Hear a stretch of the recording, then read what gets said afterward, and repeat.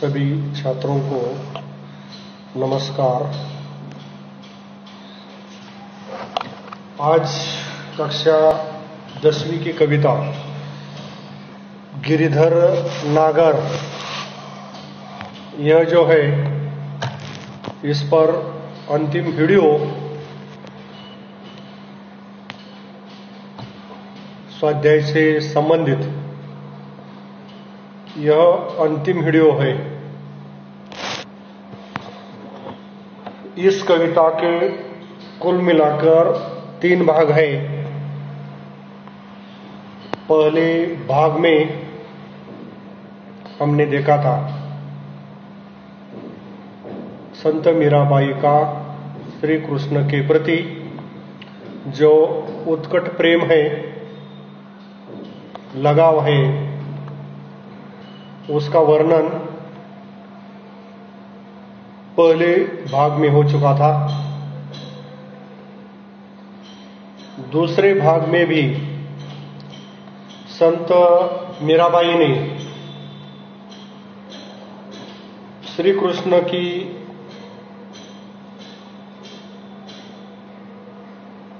कृष्ण का जो इंतजार है, जो उसके दर्शन की जो उत्कटता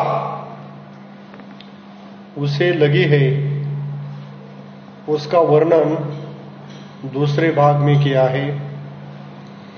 और तीसरे और अंतिम परिच्छेद में उन्होंने होली से संबंधित त्योहार का वर्णन किया है और उस त्योहार के माध्यम से मीराबाई ने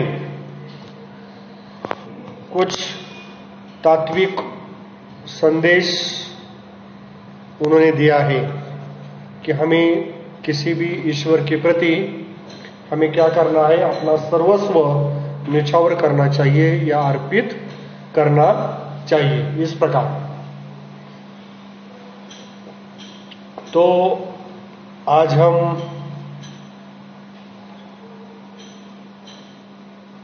दसवीं की छठी कविता गिरिधर नागर,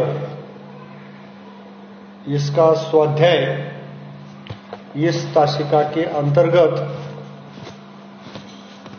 हम देखने वाले हैं।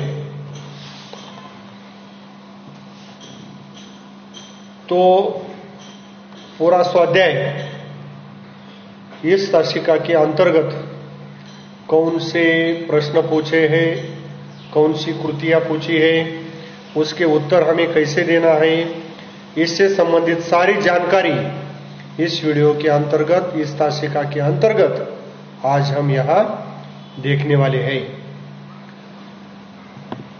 तो चलते हैं स्वाध्याय की तरफ और देखते हैं पहली कृति इस स्वाध्याय से संबंधित कौन सी पूछी गई है।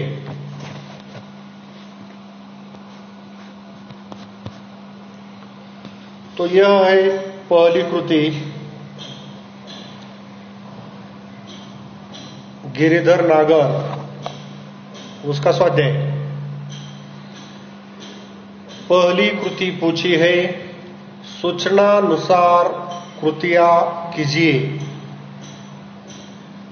और उससे उपप्रश्न पूछा गया है, उसमें से संजाल पूर्ण कीजिए और एक कृति आगे दी है। तो प्रश्न है होली के समय आनंद निर्मित करने वाले घटक। हमें मालूम है इस कविता के तीसरे भाग में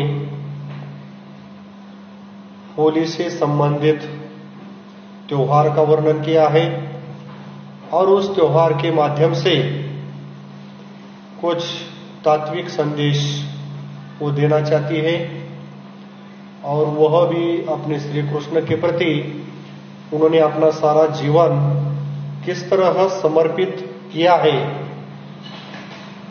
और उन्होंने अपने हृदय से किस प्रकार श्री कृष्ण को अपना मान लिया है, इसका सारा वर्णन तीसरे भाग के अंतर्गत है। और यह जो कृति है तीसरे भाग से संबंधित पूछी गई है। तो देखते हैं कृति कौन सी है। तो कृति का प्रश्न कौन सा है? होली के समय आनंद निर्मित करने वाले घटक। घटक कह सकते हैं, भाग कह सकते हैं, या साधन भी कह सकते हैं। तो यहां एक अष्टकोण की आकृति निकाली है और 4 रेशा ऊपर नीचे और दाएं बाएं इस प्रकार की 4 रेशाएं निकाल दी है। आपको उन 4 रेशाओं में एक आयत बनाना है 4, और हर एक उस कृति आकृति में आपको उसका जवाब लिखना है या उत्तर लिखना है। तो यह परीक्षा में, बोर्ड परीक्षा की दृष्टि से महत्वपूर्ण प्रश्न है। यह 2 अंकों के लिए यह पूछी जा सकती है कृति। 4 उत्तर हमें लिखने हैं, 1 उत्तर आधे अंक के लिए पूछा जाएगा। तो प्रश्न आपके समझ में आया। होली के समय आनंद निर्मित करने वाले घटक इस प्रकार। तो देखते हैं इसका उत्तर कौन सा है। आगे चलते हैं। तो उत्तर ये हुए, होली के समय आनंद निर्मित करने वाले घटक जो है वो ये हुए हैं। 4 जवाब यहां दिए हैं। एक जो जवाब है वो करताल, यहां लिखा है देखो करताल। करताल इस शब्द का अर्थ कविता पढ़ाते समय भी मैंने आपको बताया था। कर इस शब्द का अर्थ ये हाथ होते हैं, दोनों हाथ, कर। और ताल का मतलब ताली। कर हम जब भजन करते हैं, कीर्तन सुनते हैं, तब हम क्या करते हैं? इसी प्रकार की तालियां बजाते हैं, बराबर। तो कर ताल, करों का इस्तेमाल करके बजाई गई ताली, इस प्रकार। तो कर मतलब हाथ, हाथों से बजाई जाने वाली ताल, ताल मतलब ताली, इस प्रकार करताल का मतलब होता है ताली। तो मेरा भाई का कहने का तात्पर्य इतना है कि होली के समय सारे लोग आनंद, उस होली का आनंद लेते हैं, मजा लेते हैं। और उसमें से आनंद निर्मित करने वाला जो घटक है वो है करताल, मतलब लोग अपने हाथों से ताली बजाकर आनंद लेते हैं। मतलब ताली यह एक आनंद निर्मित करने वाला घटक है। होली के समय आनंद निर्मित करने वाला घटक कौन सा है? ताली। लोग ताली बजाते हैं। तो इस प्रकार करताल यह भी आनंद निर्मित करने वाला एक घटक हो गया। दूसरा है पखवाज। देखो याद दिया है पखवाज। किताब में यह शब्द पखावज इस तरह छपा गया है। तो कौन सा भी आप लिख सकते हैं, पखवाज कह सकते हैं या पखावज कह सकते हैं। तो शायद आपके समझ में पंक्ति होगी इस कविता की, बिन करताल पखावज बाजे, बिन करताल पखावज बाजे। तो करताल आनंद निर्मित करने वाला घटक है, और यह पखवाज या पखावज यह भी आनंद निर्मित करने वाला घटक है।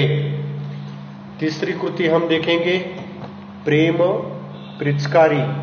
यह है तो मेरा भाई किससे होली खेलेगी? अपने पति के साथ। मेरा का पति कौन है? हमें मालूम है श्री कृष्ण को उन्होंने अपने हृदय से पति मान लिया है। तो बाकी के बच्चे होली के दिन जो रंग खेलते हैं, किससे खेलते हैं? पिचकारी के साथ।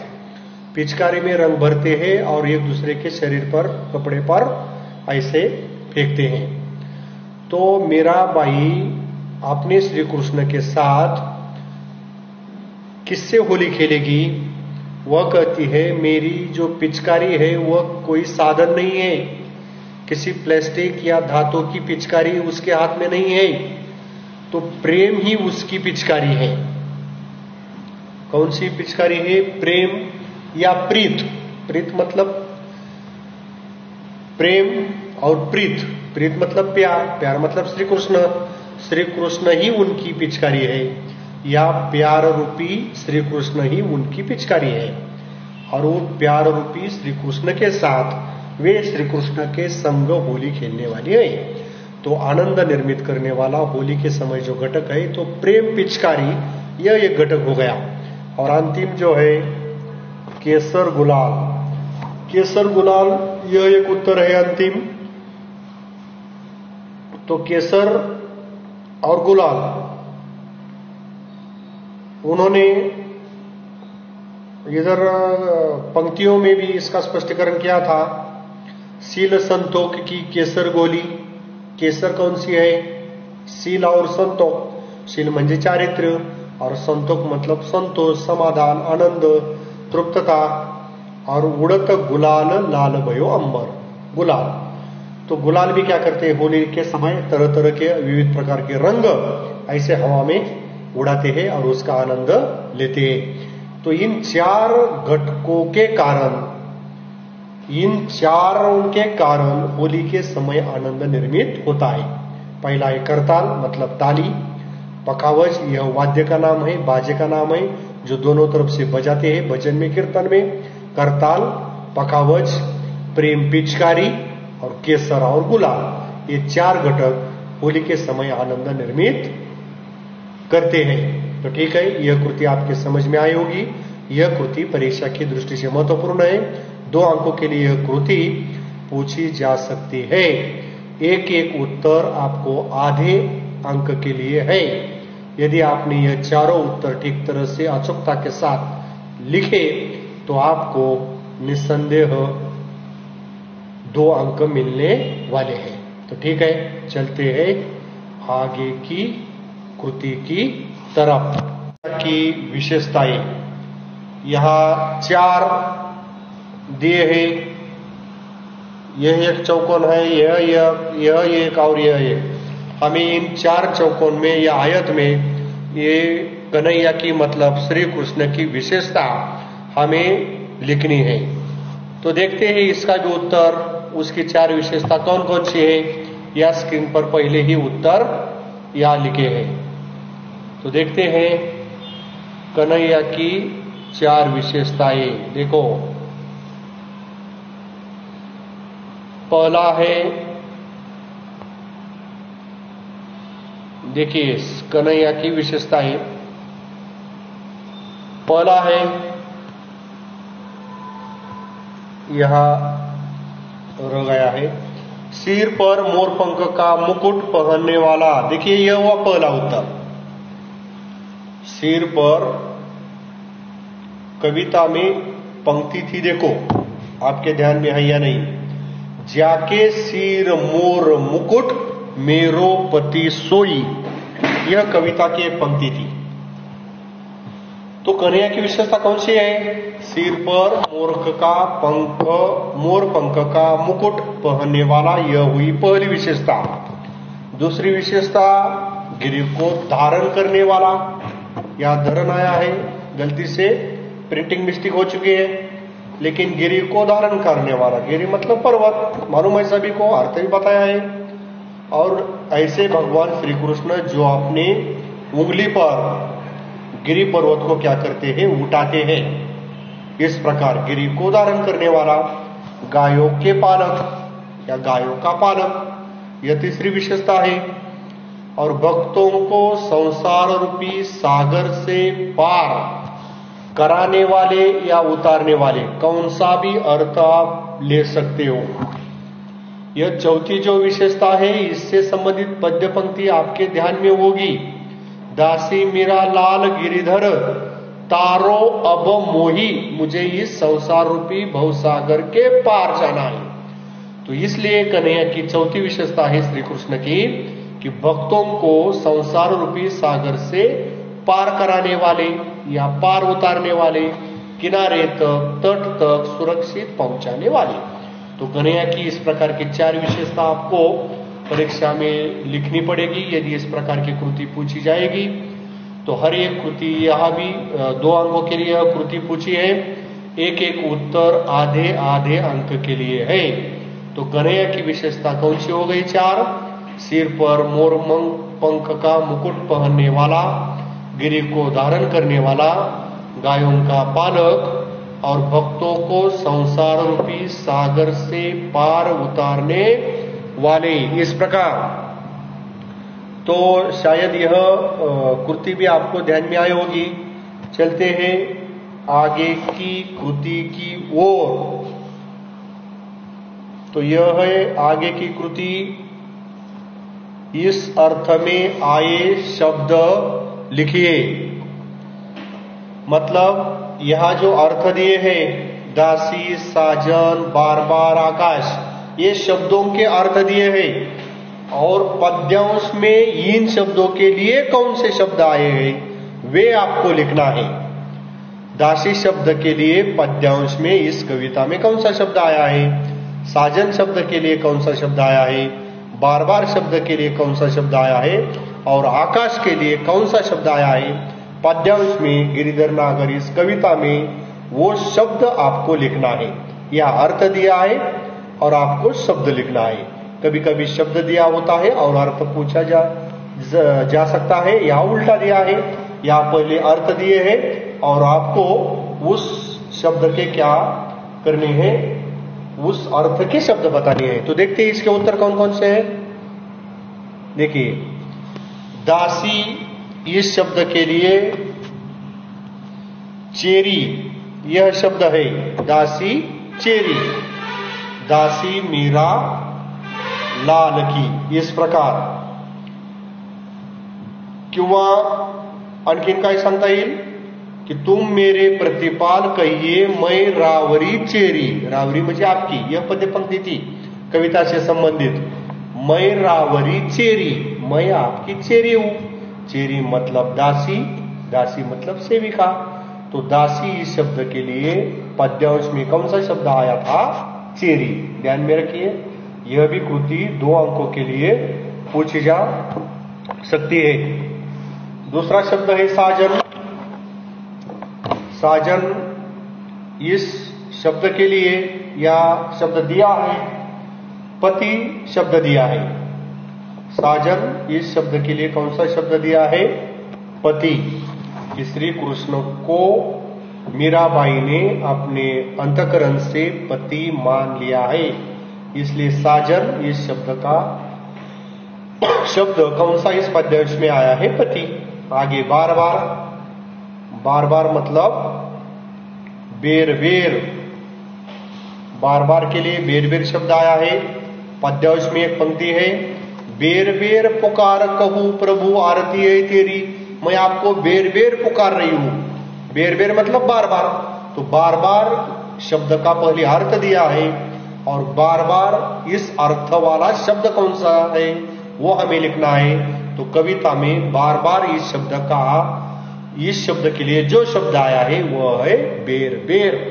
और अंतिम आखिरी शब्द है आकाश. तो आकाश का यहां आकाश के लिए पद्यांश में अंबर यह शब्द आया है. देखो, अंबर. उड़त गुलाल लाल भयो अंबर, इस प्रकार की पंक्ति पद्यांश में है. तो आकाश के लिए कौन सा शब्द आप लिख सकते हैं? अंबर. इस प्रकार का शब्द लिख सकते हो. तो आया समझ में यह आपकी कृति. दासी शब्द के लिए चेरी शब्द आया था, साजन शब्द के लिए पति शब्द आया है, बार बार शब्द के लिए बेर बेर शब्द आया है, और आकाश इस शब्द के लिए अंबर शब्द आया है. आगे की कृति की ओर हम चलेंगे. आगे की कृति देखते हैं कौन सी है. देखिए, कन्हैया के नाम. कन्हैया के नाम, यह 1 अंक के लिए आपको कृति पूछी जा सकती है. कन्हैया के नाम, 2 नाम आपको लिखना है. उसके भी उत्तर हम यहां देखेंगे. देखिए, यहां उत्तर ही दिए है कन्हैया के नाम. तो पहला उत्तर है कौन सा? गिरधर.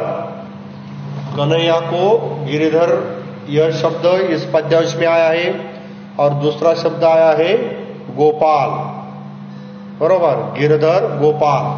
मैंने पहले ही वीडियो में बताया था आपको, श्री कृष्ण के लिए दो विशेषण आए हैं, एक है गिरधर और एक है गोपाल, इस प्रकार के दो विशेषण। तो यह एक अंक के लिए यह कृति आपको परीक्षा की दृष्टि से पूछी जा सकती है। तो आपको ये दो उत्तर लिखने होंगे, कन्हैया के नाम या श्री कृष्ण के नाम, इस प्रकार की कृति आपको पूछी जाएगी तो आपको दो उत्तर लिखना है, गिरधर गोपाल। यदि आपने ऐसा सही उत्तर दिया तो आपको एक अंक बिल्कुल जरूर मिलेगा। चलते हैं अगली कृति की तरफ। दूसरे पद का सरल अर्थ लिखिए, दूसरे पद का सरल अर्थ लिखिए। तो हरि बिन कुन गति, देखिए यहां दूसरा पद ही दिया है, सारा संपूर्ण। दूसरे पद का सरल अर्थ लिखिए। हरि बिन कुन गति मेरी, तुम मेरे प्रतिपाल कहिए, मैं रावरी चेरी। आदि अंत निज नाम तेरो हिमाई फेरी। बेर बेर पुकार कहो प्रभु आरती है तेरी। यो संसार विकार सागर बीच में घेरी। नाव फाटी प्रभु पाल बांधो, बुढ़त है बेरी। बिरहिनी पिवकी बाट जोवै राख ल्यो नेरी। दासी मेरा राम रटत है, मैं शरण हूं तेरी। देखिए इस प्रकार का यह गिरिधर नागर के पद्यांश में दूसरा पद है और आपको सारे इस दूसरे पद का भावार्थ लिखना है, सरल अर्थ लिखना है। तो इसका अर्थ कौन सा है देखते हैं आगे। सरल अर्थ, तो देखिए यह है सरल अर्थ।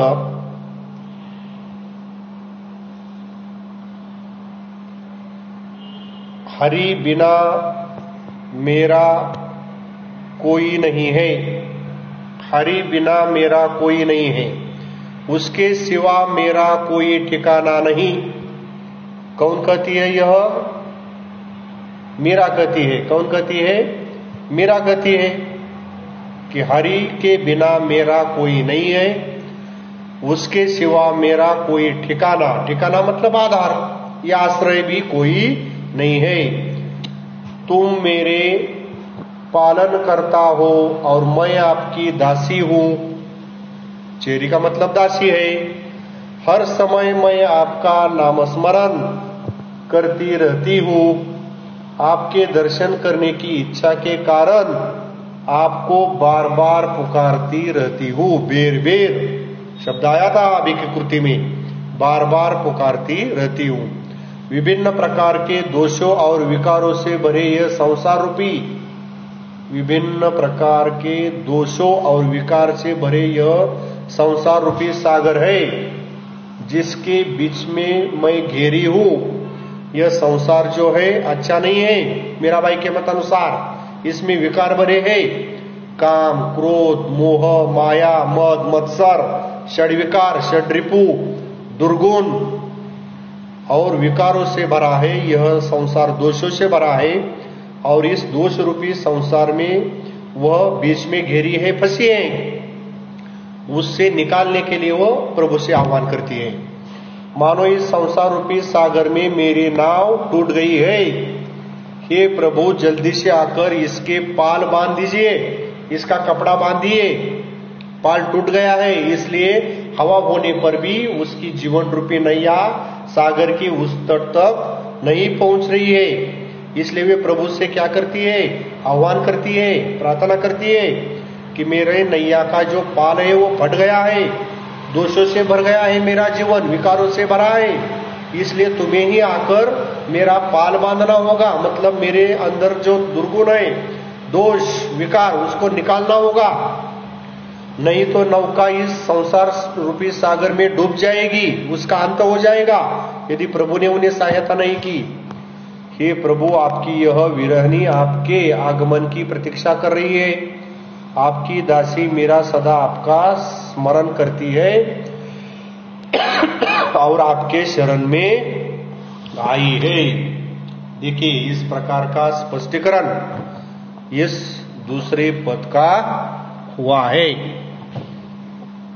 चलते हैं आगे की कृति की ओर। उपयोजित लेखन। उपयोजित लेखन, यह जो उपयोजित लेखन है आपको स्वाध्याय के वही में लिखना है। कहानी के अंतर्गत आपको 5 कहानी लिखना है, तो उसमें से एक कहानी आप स्वाध्याय की वही में यह लिख सकते हैं।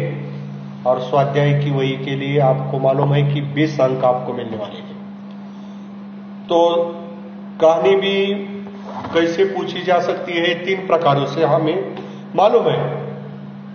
पहला प्रकार मुद्दों के आधार पर, दूसरा प्रकार इस प्रकार के कुछ शब्द देकर, और तीसरा प्रकार जो है कोई सुविचार या सुवचन एक पंक्ति देकर आपको वह कहानी लिखनी है।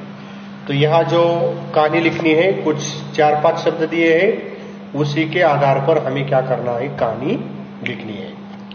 तो कौन कौन से शब्द दिए देखो, अलमारी, गिलहरी, चावल के पापड़ और छोटा बच्चा। अलमारी मतलब कपाट, सभी को मालूम है। गिलहरी जिसे हम मराठी में खारुताई बोलते हैं। चावल के पापड़ सभी को मालूम है, और छोटा बच्चा। इन 4 ही शब्द दिए हैं देखो, अलमारी, गिलहरी, चावल के पापड़ और छोटा बच्चा। इन चारों शब्दों को लेकर आपको कहानी 2 या 3 परिच्छेद को लेकर पूरी करनी है। इसे सीख भी देनी है इस कहानी के अंत में, और छोटा सा शीर्षक भी आपको देना है, क्योंकि शीर्षक के लिए आपको 1 अंक मिलने वाला है, सीख के लिए आपको 1 अंक मिलने वाला है, और जो स्पष्टीकरण किया है आपने उसके लिए आपको 2 अंक मिलने वाला है। इस प्रकार तो देखते हैं। रमेश अपने कमरे में पढ़ाई कर रहा था। इतने में उसने खिड़की के बाहर खेलते हुए गिलहरी के परिवार को देखा। उसमें एक छोटा बच्चा भी था। वैसे तो यह रमेश का खाने का वक्त था, तो माँ उसके लिए खाना लेकर कमरे में आ गई और रमेश को खाना खाने के लिए कहकर चली गई। देखो यहां आया, रमेश को अपने स्कूल टीचर की बात याद आ गई। स्कूल टीचर की, यहां क्या आया है देखो, कुछ कुछ गलतियां प्रिंटिंग में हो सकती है। स्कूल टीचर की बात याद आ गई। पर्यावरण के लिए हर एक पशु पक्षी और जीव जंतु का अपना महत्व है, इसलिए उनके संवर्धन के लिए उनके अधिवास मतलब रहने के लिए जो जगह है, आश्रय, अधिवास, जिस प्रकार हमारा अधिवास घर होता है, घर में हम रहते हैं, को ठीक ठाक रखना जरूरी है। मतलब उनके घरों को भी ठीक ठाक रखना जरूरी है। रमेश ने उस खाने से चावल के पापड़ का थोड़ा हिस्सा निकालकर कमरे की खिड़की में रखा और बचा हुआ खाना खाया। थोड़ी देर बाद वह गिलहरी परिवार कमरे की खिड़की में आया, तो उसने उस खाने में से कुछ खाना खाया और चला गया। ऐसा बार बार होता रहा। मतलब वह चावल का जो पापड़ था वह क्या करता था, बार बार डालता था। एक दिन रमेश के खाने का वक्त तो हुआ, लेकिन वह गिलहरी का परिवार उसको कहीं नजर नहीं आया। रमेश की बेचैनी बढ़ती चली गई, तो उसने खिड़की खुली रखकर उसके पास वाली अलमारी के दरवाजे खुले रखकर उसमें उस परिवार के लिए खाना रखा और स्कूल चला गया। शाम को स्कूल से आने के बाद उसने देखा कि वह गिलहरी का परिवार वहां खाना खा रहा था। यह देखकर रमेश को बहुत आनंद हुआ। देखिए कि कोई भी पशु हो पक्षी हो, उसके प्रति हमारे मन में दया का भाव होना बहुत आवश्यक है। इसे भूत दया बोलते हैं। तो यह भूत दया हमारे अंदर होनी चाहिए, चाहे मनुष्य हो, प्राणी हो, पशु हो, पक्षी हो। इसी का ही भावार्थ इसमें कहा है। तो आगे देखिए सीख क्या दी है। पर्यावरण रक्षण में हर प्राणी का अपना महत्व है, इसलिए पर्यावरण बचाने के लिए हर एक प्राणी पशु पक्षी का संरक्षण करना जरूरी है, हमारी जिम्मेदारी है। हो गई कहानी। आगे इस स्वाध्याय का अंतिम भाग जो है वह देखेंगे। अपठित पद्यांश। यह भी आपको 4 अंक के लिए परीक्षा की दृष्टि से आता है। अपठित पद्यांश मतलब इस पाठ्यक्रम की पुस्तक में यह पद्यांश नहीं होता, बाहर का होता है। जैसे सीन पैसेज और अनसीन पैसेज हम अंग्रेजी में बोलते हैं, उसी प्रकार इसे अनसीन पैसेज मतलब अपठित पद्यांश कहते हैं। तो देखते हैं क्या कौन सा पद्यांश है या उस पर आपको कृतियां पूरी करनी है। काम जरा लेकर देखो, सख्त बात से नहीं स्नेह से। काम जरा लेकर देखो, सख्त बात से नहीं स्नेह से। कोई भी काम हो हमें सख्ती से, डराकर धमकाकर नहीं करना चाहिए, प्यार के साथ करना चाहिए, स्नेह के साथ। ऐसा भावार्थ है। अपने अंदर का नेह अरे तुम उसे जरा देकर देखो। अपने अंदर का नेह, नेह मतलब प्यार, नेह का मतलब क्या है? प्यार। कितने भी गहरे रहे गर्त हर जगह प्यार जा सकता है। कितने भी गहरे, नीचे कितने भी गर्त हो तो उसी गर्त तक भी प्यार जा सकता है। मतलब कौन सा भी व्यक्ति हो, कौन सा भी पशु पक्षी हो, चाहे गरीब हो, कैसा भी हो, दरिद्री हो, वहां तक यदि हमने प्यार किया उसी तक प्यार हमें पहुंच सकता है। लेकिन पहले हमें प्यार करना चाहिए। कितना भी भ्रष्ट जमाना हो, हर समय प्यार भा सकता है। भ्रष्ट मतलब जो बुरा कहते हैं हम, भ्रष्टाचारी, इस प्रकार का भी अर्थ हो सकता है। बेईमानी करने वाला, इसका भी अर्थ हो सकता है। कितना भी बेईमानी जमाना हो, भ्रष्ट हो, अविश्वासी हो, लेकिन वह भी प्यार से उसे ठीक किया जा सकता है, उसे दुरुस्त किया जा सकता है, उसे सही रास्ते पर लाया जा सकता है। जो गिरे हुए को उठा सके, इससे प्यारा कुछ जतन नहीं। तो यहां कवि ने हमें संदेश दिया है कि जो गिरे हुए हैं उसको हमें उठाना है, और इससे प्यारा कोई दूसरी बात नहीं है। इससे प्यारी, इससे अच्छा कर्म या काम कोई दूसरा नहीं है। जो गिरे हैं, जो दरिद्री है, दुखी है, उसको उठाना है, मतलब उसकी मदद करनी है, उसकी सहायता करनी है, उसके आंसू हमें पोंछने हैं। इस प्रकार उसे प्यार देना है। यह बहुत अच्छी बढ़िया बात है हमारे जीवन में। दे प्यार उठा न पाए, इतना गहरा कुछ पतन नहीं। पतन का अर्थ विनाश हो सकता है, विध्वंस होता है, या बुरी बात भी आप बोले तो भी हो सकता है। दे प्यार उठा न पाए, आप यदि प्यार भी नहीं दिया, उठाने की उसे कोशिश भी नहीं की, तो यह मानवता धर्म के खिलाफ है, आपको शोभा नहीं दे पाएगा। और इतना गहरा, इतना दूसरा कोई विध्वंस, विनाश या कोई बुरी बात दूसरी नहीं है। देखिए इसी से मिलता जुलता यह भावार्थ हुआ है। इस पर कृति पूछी है, उसके उत्तर में अब लिखने हैं। देखते हैं क्या क्या पूछा है। सूचना के अनुसार कृतियां कीजिए, उत्तर लिखिए। किसी से काम करवाने के लिए उपयुक्त, यह पहली कृति पूछी है। और हर समय अच्छी लगने वाली बात, देखिए उत्तर भी आगे दिए हैं कि हर किसी से काम करने के लिए उपयुक्त स्नेह है, स्नेह से काम हो सकता है। हर समय अच्छे लगने वाली बात वह प्यार है। यदि आपने यह सही उत्तर लिखे, 2 उत्तर लिखे, आपको यह अंक मिलेगा। अच्छा उत्तर लिखिए, अच्छा प्रयत्न यही है। देखिए, अच्छा प्रयत्न यही है, या उत्तर भी है। देखो, अच्छा प्रयत्न यही है गिरे हुए को उठाना। हमें कोशिश करनी चाहिए, जो गिरे हुए उसको उठाना अच्छा प्रयत्न। और यही आज अधोगति है, प्यार दे जिसे उठा न सके, प्यार दे जिसे उठा न सके। हम यदि किसी दुर्बल को, पीड़ित को, दरिद्री को उठा न सके तो यह सबसे बड़ा क्या है? पतन है, अधोगति है। पद्यांश की तीसरी और चौथी पंक्ति का संदेश लिखिए।